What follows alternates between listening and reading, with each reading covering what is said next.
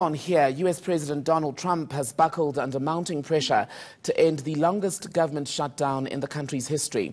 The U.S. Senate unanimously passed a stopgap bill to reopen the government for 3 weeks. That is 35 days after the partial shutdown began. Trump is still set on getting funding for the U.S.-Mexico border wall and is threatening to shut government down again if a deal isn't struck. For some analysis, I'm joined on the line now by the Daily Maverick's Brook Spector. Good morning to you, Brook. So is this Trump finally seeing or realizing that he's not going to get his border wall this way? Well, good morning. Good to be with you. I mean, he's seen that he's been bested in this struggle. There's still some fight left in him, but a couple of things happened all at once that have taken this particular prize pretty much out of his hands. First of all, the polling data, which was reported constantly and is ubiquitous in American society, all pointed one way. Trust in the president, we're talking national polling here, trust in the president as the president started to head sharply down.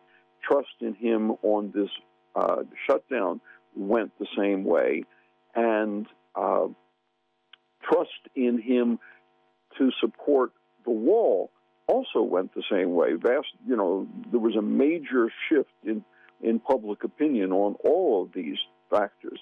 The second, I think, was the fact that people began to feel the effect of a government shutdown. It wasn't total. It wasn't everybody working for the government, but it had some really important seismic impacts on average people. Their income tax refunds weren't being processed. Airline security now had this long queue associated with it. And then the other day, they actually had to have what they call a ground hold for a number of airports that had a ripple effect because there simply weren't enough people for the air traffic controlling and the security functions to handle the load. That impacts people rather dramatically and directly because most intercity transportation in the U.S. now is by air. And that you couple that together with the closure of national parks and any number of other things and the beginnings of a fear that food safety inspections weren't going to be carried out properly.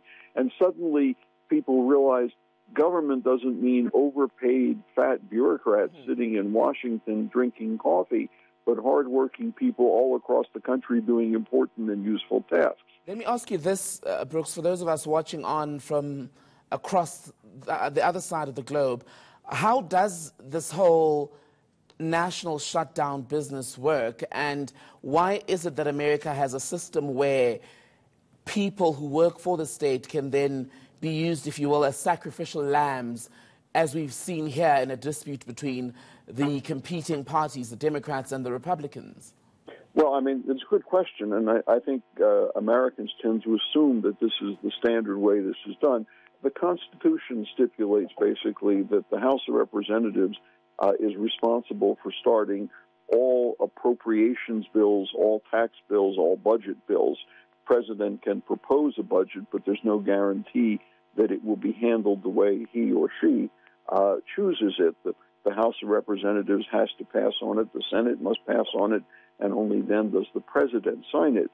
And as a result, once the Democrats gained control of the House of Representatives, they, and not the president, had their finger on the artery, if you will. One columnist joked this morning, a deadly serious joke, yes, there was a wall built in Washington the other day, and Donald Trump ran right into it.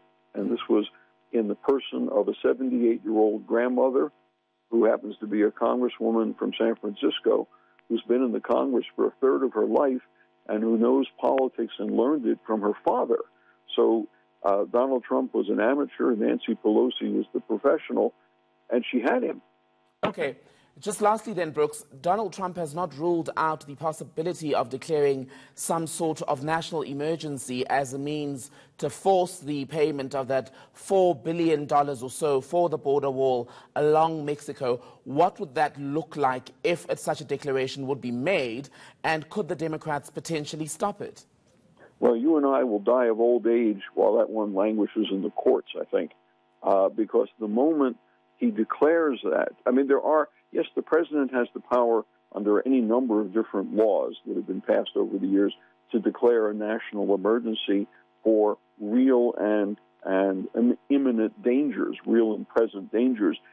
This is neither of those by most definitions, and he would almost immediately be appealed in the courts. I give you just one quick precedent.